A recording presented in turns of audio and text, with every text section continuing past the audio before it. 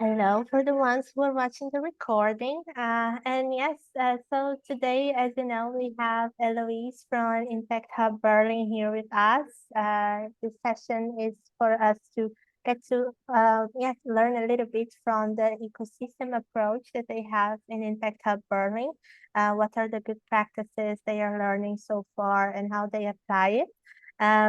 Ecosystem is something that I should say that it's a trending a trending practice in the network. We are learning by doing, I'd say like this, but ideally all the impact hubs in the future will be working with this ecosystem approach because it's a little bit about networks of networks, but also how we create this interdependency, considering the entrepreneurs, the partners, and really have a community that supports each other, right? And yes, but who will bring the content is not me, it's Eloise. So I will already pass the word to you, Eloise. Yes, the floor is yours. Hi, very nice to meet you all. I know that some faces I've seen last week, and there's a lot of things that I'm going to overlap because last week was also all about ecosystem. So I hope that I can still make interesting for you. You can maybe drill down on the operational side and less on the content side. But maybe super briefly, I'm Eloise. I'm the director of operations at the Hub in Berlin. And before that, I used to be a member with another company, and then I joined the Hub as a program manager. And since last year, I'm running all things operations. What it means operations for us, because it means very different things in different hubs, is that I'm responsible for managing the team to reach our goals. So basically, we have a CEO that is very visionary, and my role is to set this vision into action. And yeah, I'm here to talk to you about ecosystem, and it's pretty interesting for me because right now we're actually pivoting our ecosystem approach because we've done a lot of mistakes. So I think that actually might be the right anchor for you. I'm going to tell you a little bit where we came from, like why we decided to work on the ecosystem, and I'm really just going to talk to you about it. I'm going to show you how it looks like in a few slides on this, but I'll try to keep it a little bit high level, and I'm really happy to drill down onto the questions that you might have in the aftermath. So maybe for the setting of the stage, 3 years ago was the hub. The hub in Berlin. We were still doing a lot of programs that were really depending on which kind of partners we were finding. So we didn't have any topical focus, and in the end, we were a little bit the servant for all. So we were jumping on any kind of programs that any partner wanted us to work on, as long as it had something to do with impact entrepreneurship, sometimes even a little bit outside of that, impact scene, impact whatever, as long as impact was in it, just because we were dependent on that for our programs and our financing. And at some point, just during COVID, we realized also we ran a hackathon for the German government, or rather, we created a hackathon with other organizations in the field to find solutions to the main crisis that COVID-19 was bringing to us, both on the economic side or on sociological side, on research side, etc. And it was an amazing success, and it brought us a lot of visibility and a lot of partners. And at that point, we realized, okay, actually, when we start doing the things that we want to do, like the kind of power that we want to see in the world, people come to us when it's successful, of course. When it's not successful, no. And so we decided thinking, like, what about we create what we believe is something that we should do in terms of helping the entrepreneurs, and how we roll this out. And we decided it was something that was already in the air a little bit. We decided to focus on 4 key topics: sustainable food, circular economy, diversity, equity, inclusion, and green tech, more and more. So basically trying to both find the community that correspond to these topics, but also program participant, program partner that would feel this topic. And like everything is a transition, so it takes time, and we have done something else, which is that last year we opened a huge space in Berlin, a 3,000 square meter space. And so we were having a simultaneous transition. So one of the first challenge on the ecosystem. I'm going to show you a little bit like maybe for you, if you're starting working on ecosystem, we made ours extra complex. Maybe not something I would recommend you to do, but I'm going to show you the slide. You're going to see what I mean by this. Pop, I can show you that. So that's all our presentation, blah, blah, blah, blah, blah. That's ecosystem at Impactor Berlin. So basically what we say is that those are the thematic focus that we want to have. And then we have the people responsible for it. But what is the approach? And the approach is, it's a pretty simple notice. Like there are on one side, government, corporates, academia, all the sort of actors that have a need for sustainable innovation and inspiration. That's a little bit the Inspire, Connect, Enable part. And there are on the other side, impact entrepreneurs who are the people participating in our community. And they actually need, they have a need for access to relevant corporate partners, markets, funding. And there's a gap.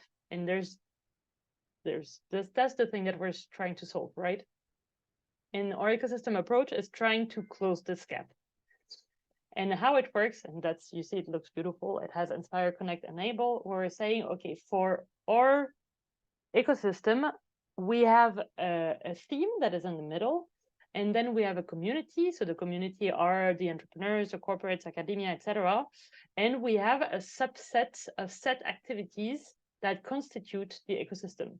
And they're all under the umbrellas of what we do at the hub, like you do, I'm sure, or will do in your hubs. So trend research and report, exploration sprint, venture scouting, venture stipends, event, conference, prototyping fund, accelerator program, matching formats. That was the thing that we imagined was the ecosystem about. And that's what you see. So basically, here is the description of what is it that we're trying to do within each ecosystem, like diving a little bit deeper into this. Okay, this is the sales deck. So like it's all about like the value we create, etc. So I'm not going to dive too much into this because I don't think that's what interests us most. But then we were listing also the module activities, what kind of activities the people can have, showcasing this, blah, blah, blah. What I do want to show is we had a specific set of partnerships possibility. You see Tatiana here in the back, but a subset of partnership value, okay? And one of the things that we did is that we said, in order to deliver everything we want to deliver, to have an ecosystem live, we need to have 450K per year, okay? And our idea was to pool partners. So to say, we're going to deliver this, and we don't want to be dependent on one partner to finance one part. We want to have a finance that bring in like 50K, and they have access to this ecosystem, okay? Because before we were always saying like, you want an exploration journey, that's 20K up. We deliver it for you, that's it, and then it's yours. Then you're gone, and then we're out, okay? We didn't want to have that anymore. We wanted to propose something, the ecosystem, that different partners can pull in their money to also have more impact. That's a little bit the way we approached it. And we had different level of partnerships that we suggested our partners to buy. One was strategic partner, so really financing several of the ecosystem that we wanted to create. Ecosystem partner, so people buying into one ecosystem, so specifically companies that are more interested into one topic, and fellow partners, so a little bit less involvement. And what we've proven last year is that there was an interest as ecosystem partner. We signed 2 big ecosystem partners last year of 150K each. One was Miele, which is a German company, and one is Rentenbank, which is semi-public bank fostering development of agriculture in Germany. So of course they were interested in our sustainable food approach. So we sold very big ticket size, but at that time we hadn't sharpened yet exactly like how the ecosystem work, do we have enough capacity, like all the operationalization of this was not there yet. So we were hitting the moment where the vision had taken the toll on the operation. And that's a little bit what we're struggling with now. don't want to dive too much into this because that's a lot of info, but I want to maybe share with you also what we did beyond just the methodology, the approach, to go more and more into the integration of the ecosystem within our work. Okay, so like every hub, we have a space, we have a community, we have programs. Okay, and we were thinking, how do we make it so that the ecosystem live into each of those parts? And one of the things that we did is that because we were building almost our community new from scratch, because we moved to a new space, we actually asked the community member to tell us in which of those 4 fields they were working. So we curated our community towards those 4 specific ecosystems. So now 75% of our community is aligned with the 4 ecosystems that we have, the 4 topics, if you want. That's one thing. The second thing is that we've been working, like the building that we are currently owning is a circular building.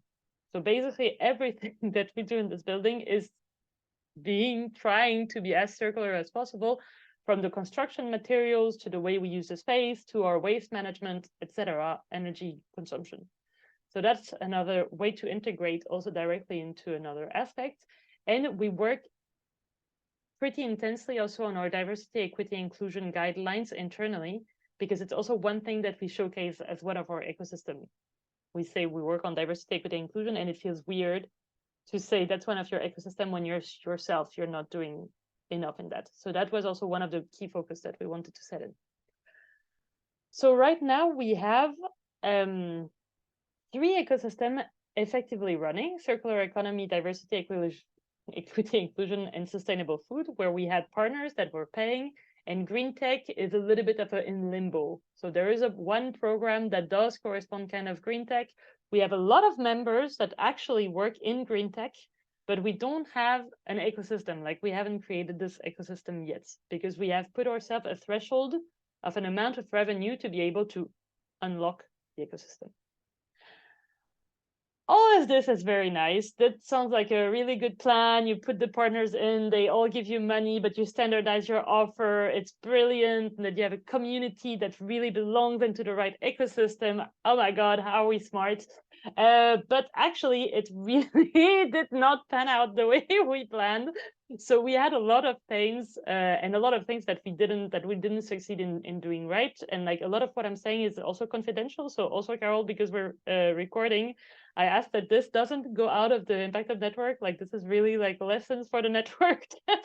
But we, like, the last 3 weeks, we have lost our 2 ecosystem partners. So Mide and Rentenbank are not resigning. And we've had a lot of pain in the capacity in the team. So I'm pretty sure actually that we're going to resign both of them, but not in the capacity, not in the 150K that we had before.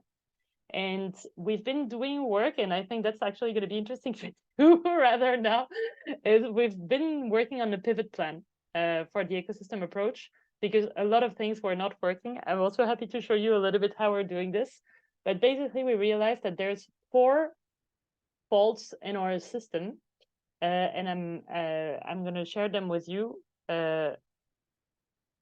Okay, I'm going to share them with you, but just before, I'm going to show you something else that we did to work more closely, transversally between the teams, still in the effort to like make the ecosystem across all the teams. And it's just, I don't know which kind of project management tool you use, but we started to realize that we were having a lot of events in sustainable food, for example, and then a lot of events in circular economy, and then they were clashing. So sometimes we had just had too many things, not streamlined enough. And then the ecosystem were almost competing against one another. And so we said, like, okay, that's actually a problem. So what about we do something that is in our, I don't know if any of you work with Asana. Okay, cool. So we work a lot with Asana. It's a project management tool. If you work with Monday or Trello or anything that looks approximately like this, it all looks the same. But basically, we have what we call an ecosystem dashboard. And here you have all the programs, all the events that correspond to different ecosystems. So that's for food, for example. We know exactly what's happening in food at which moment. So that, for example, if circular economy wants to create something, we know, oh, actually, Here is impossible. Here you have diversity, equity, inclusion up. When is the Empower Now? When do we have events, etc.? And then we know who's responsible for what, and we can contact them if there's any question.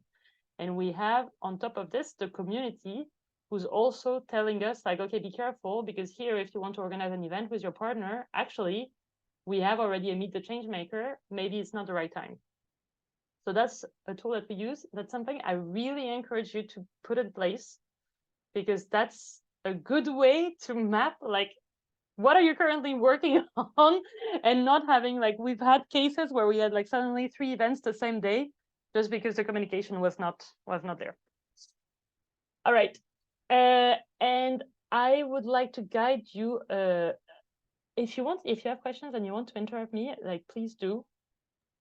I will do so, Eloise, if you don't mind. I have one. If we could step back a little bit and you could define what is your an ecosystem approach for you in Impact Hub Berlin.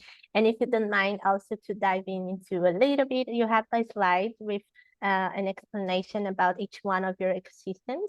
If you could dive in and explain a little bit more of each one of them, I think would be lovely.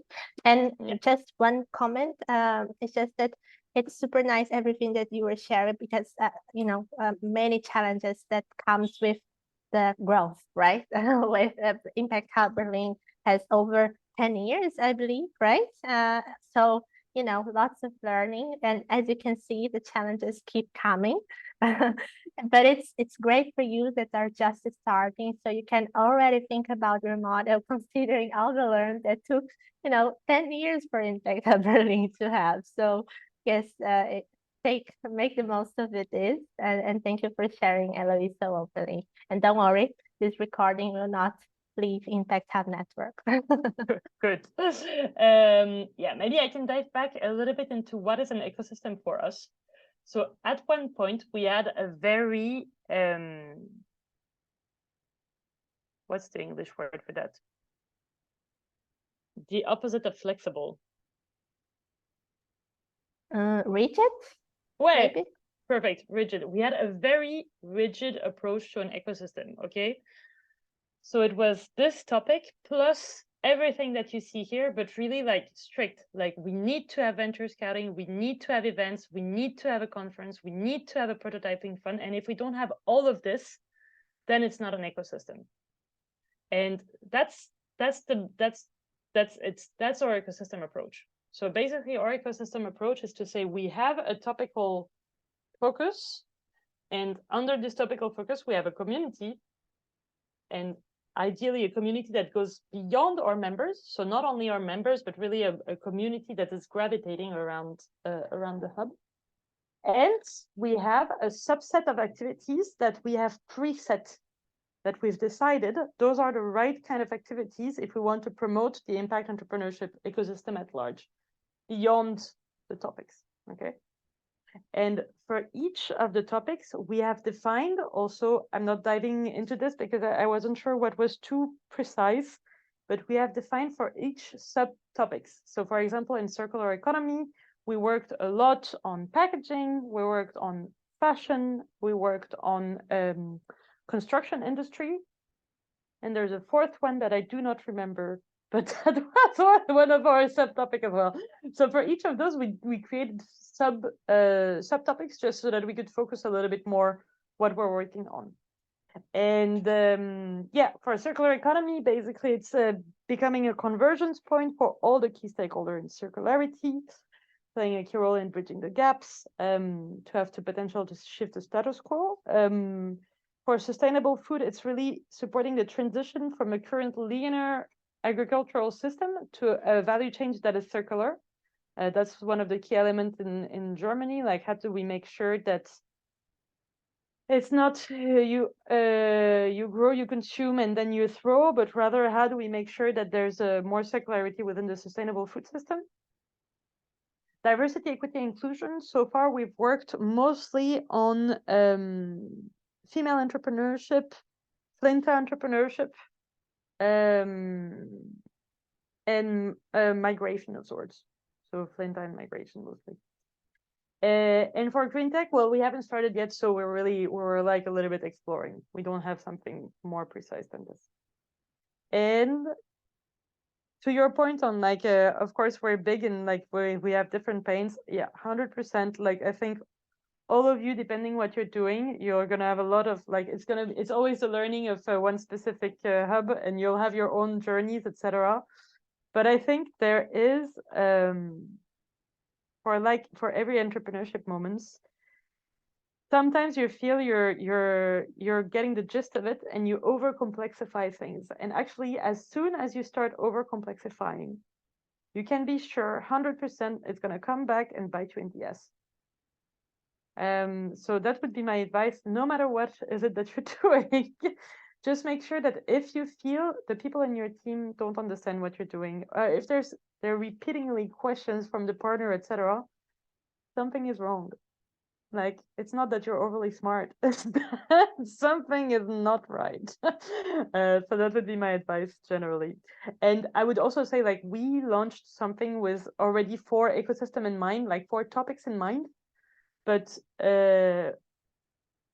we should have focused first. We should have maybe chosen 2 really that we wanted to explore and then roll this out. But of course, that's always the learning that you have afterwards. Like, it made sense at the time and we rolled it out like this at the time. Yes, and in terms of what are our current struggles, there's 4.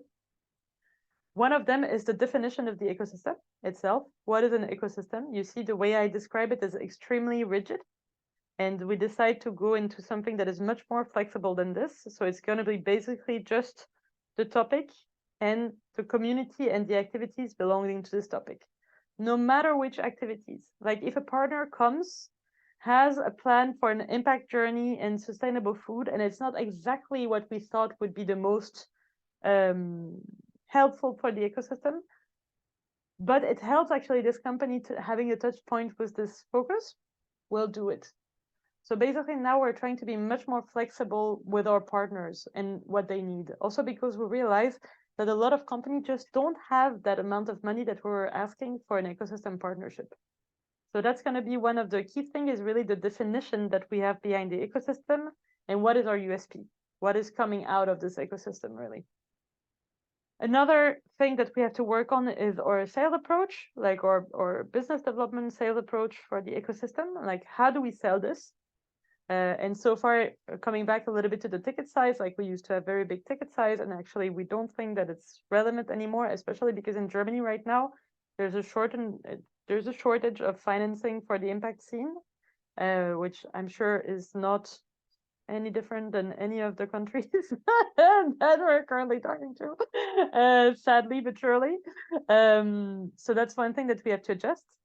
Then we have the aspect of operations. So how do we put the right capacity in the ecosystem without creating silos? And at some point we created too many silos. Like, we had really like community, and then ecosystem is taken care by the program team, and in the program team you have one ecosystem circular economy, and they're completely independent to the ecosystem sustainable food. And that actually doesn't work because we're not a 200 people company. Like, we are a tiny company. We need to be flexible. And also when we have problems, like we just did, when we lose 2 big partners, then it gets very difficult to have very siloed team. And that brings me to my 4th point, which is that currently we're thinking of maybe splitting our space and community and our programs team legally. So having one legal entity that takes care of the programs and one legal entity taking care of space and community. And why I mention it here, it's because so far we always did everything together, but we have a business model, and I'm sorry for those who were here last week because this I'm really going to repeat, but we used to have a business model that was 20% space and community and 80% programs. And so it was very endangering for, like, if one didn't work, like, it was a really big problem. And now we're reaching finally a good balance between space and community and programs. But when we have a very big problem in the programs team or in the other team, like, it's difficult to differentiate where does the problem come from. So we have to streamline this a little bit. We have to know. I'm not sure how we'll do with the legal structure. Honestly, we're really talking. It's the very, very beginning of the talks, so we'll have to see. But yes, that's that. So basically, we're gonna redefine a little bit our ecosystem definition with something much more loose, which is something looser, but also more aligned with the Impact Hub. You know, like bringing the community together on a good topic and then making sure that the community effect works. Making sure that we have the right people in the right place, taking care of the right things within the team. But then I'm pretty confident. Like, honestly, I also have full trust in the team. Reshuffling our sales approach, and then maybe later on thinking of dividing space and community and programs. But a little bit early stage for this. Yes. Yes, that's that. Questions to Eloise, comments?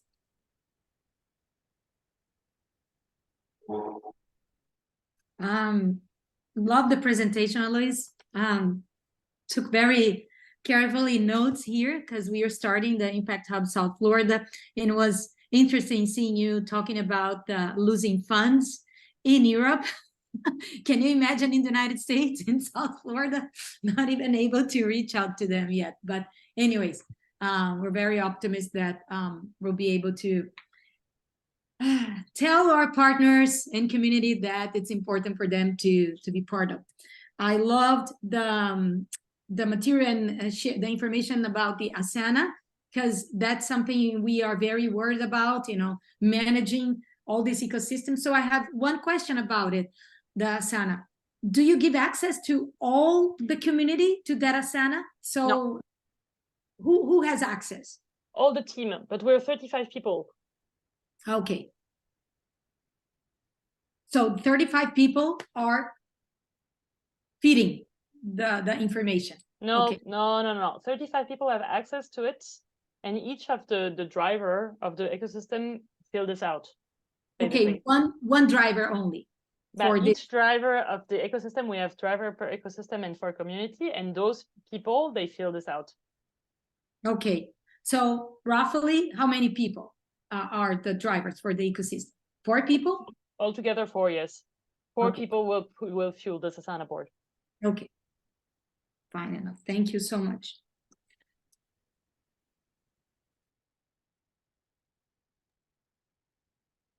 Hi. Hi.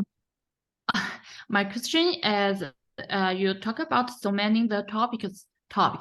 Can you describe it, how to create the topics and attractive the different type of the membership or the different needs the people and like this? Yeah, wait, I can dive on this a little bit. So we had originally the topics that we chose them for several reasons. One is because we had already experience in those topics. Like, we had run program in those fields, and we were building on our expertise, like expertise that we had taken out of this program. We knew already a little bit more. Then it was topics that felt relevant to the team at that time. That is always a little bit risky because you don't know how long your team is going to stay, but it also really created a buy-in for the team members towards those topics. And then we also did a little bit of research on what were the trends that were happening in Germany at that point that seemed to emerge. But it's a good question, because now in the community, for example, in the people applying, we are rejecting quite a lot that work, for example, on mental health. Like, we have a huge stream of people working on mental health, wanting to join a community, for which we have said no to. But it's a shame, because at the same time, like, we're really, really trying to look for sustainable food initiatives. So it's always a little bit of a balance, you know, like, you create an ecosystem, so you want to follow up and you want to make sure that you have enough community members in this ecosystem, but then you have a little bit, like, there's less traction because, of course, there's less people. So the people who just joined are like, yeah, but what's happening in sustainable food? Because, like, you're supposed to already have a community, and then you have to say, yeah, we're building the community, you know? So it's a very strong balancing act. And And right now we're considering also, like, we have the three main ecosystem topic that work for us, but we wouldn't be against starting a new ecosystem or a new topic if we saw it had enough traction. The only problem is that the community can't move that much. Like, now we have a lot of people who joined the community because they wanted sustainable food or DEI or whatever. And there's also a value to have a very diverse community, like having people, like, it's also the value of serendipity. You know, you can have somebody who works on mental health, but actually has a great insight for a founder on green tech.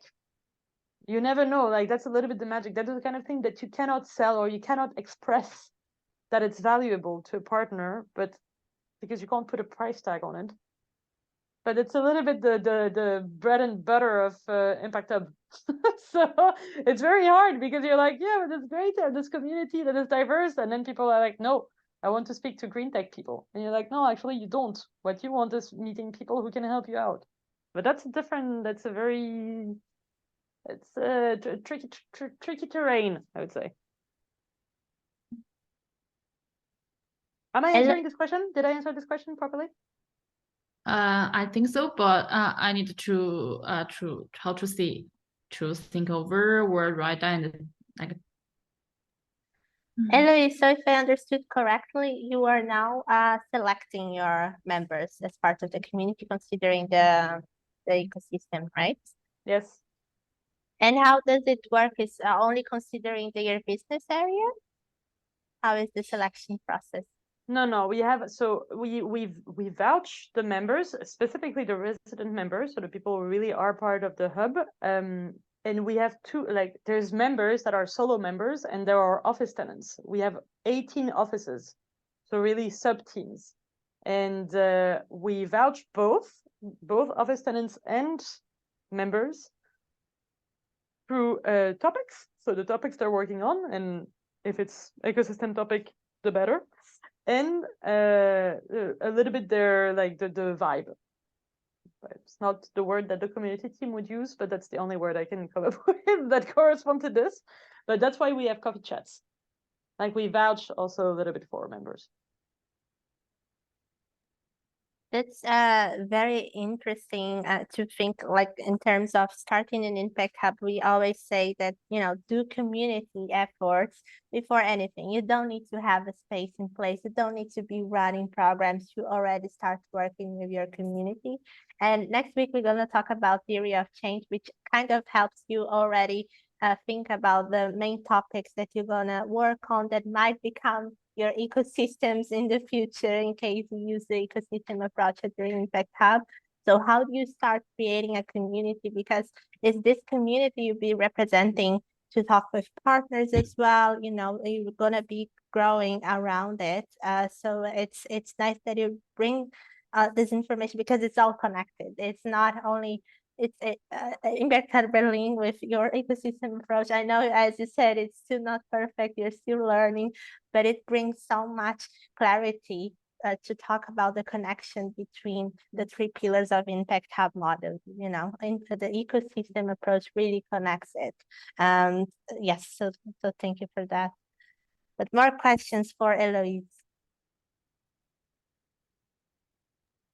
Eloise, you mentioned about 18 offices tenants. So those are part of one specific venue, or they are split in some partnerships?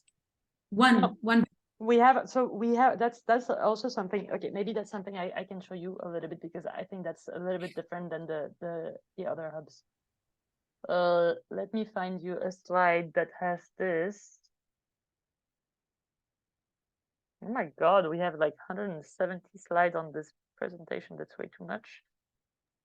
And just for you to know, for you teams to know, selecting members is, you know, it's up to the Impact Hubs to understand if you want to have some kind of selection process or not.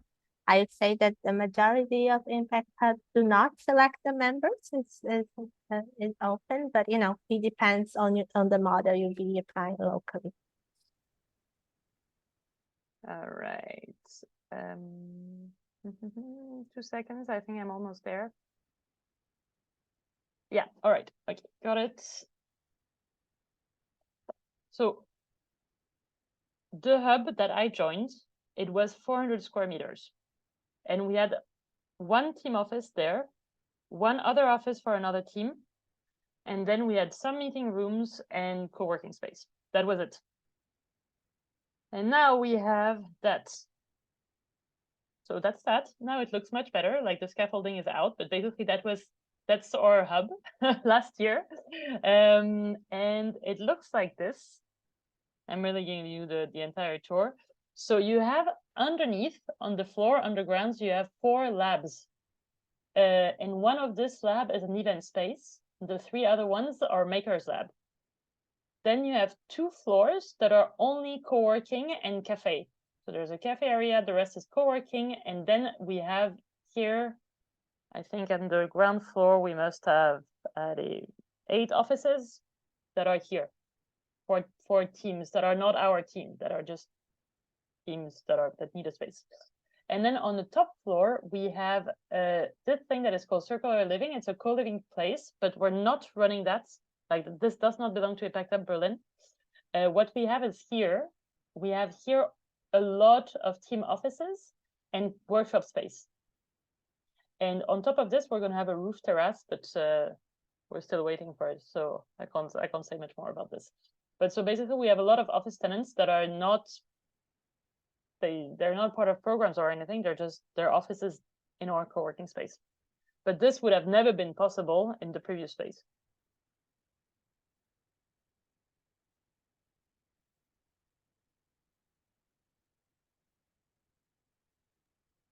Thank you. It's beautiful, beautiful. I mean, We're trying. It's like, it's a work in progress. A lot of work in progresses in Berlin. It's very impressive, I have to say. I was in the launching event and it's so amazing. It looks really amazing. And it would be actually lovely to hear about the whole circularity concept for the space one day as well. So maybe when we talk about the space in the future, we're gonna bring in Berlin example again, because I'm sure Sasha would be happy to give you a full tour. Cool. More questions to Eloise. Fernando, I didn't hear your voice today yet. I'm learning, don't worry. I found it Beautiful. fascinating that I guys had a screenshot of the circular economy because I found it's very interesting when you focus on the pillars. It makes sense, and for Berlin makes sense to have that kind of the green tech and all such kind of makes a lot of sense with that. And that's something that is is a huge concern there. And that I'm not going to say that green tech is going to be our stronghold here in Florida. It's very hard to buy that. Oh yeah, but it's the idea, interesting. but the idea of have the whole the mandala of things working together makes sense. That's when I got inspiration for that. Mm.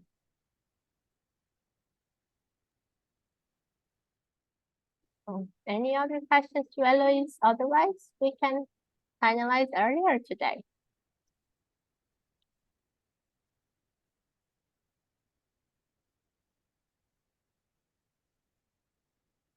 All right. I guess it's a very clear presentation. I'm sorry. I don't know if I should have planned more, or if you're actually happy to have the time. But now I'm always in those presentations. I always feel it's so like 2 hours. It's so much input. So I just hope you got enough input that it was interesting, but you don't feel that you're being robbed of knowledge. No, it was great. It's always great to learn from the success and mistakes as well. So thank you for sharing that. I wonder, Louise, if you can share the full presentation, or maybe if it's sensitive information, if you want to share like a light version or something. No, I can share the presentation. But if you can send me so I share with the rest of the candidates as well, would be lovely. And yes, if no more questions, I guess we can finalize earlier today. Good. Cool. Nice. All right. So thank you good so luck much for everyone. Hope everything's gonna work out for you, but I'm pretty sure it will. no matter what. And yeah, have a nice day. Yes, thank you so much, Eloise. Keep in touch. Bye bye. Bye, everyone. Have a good rest of the day.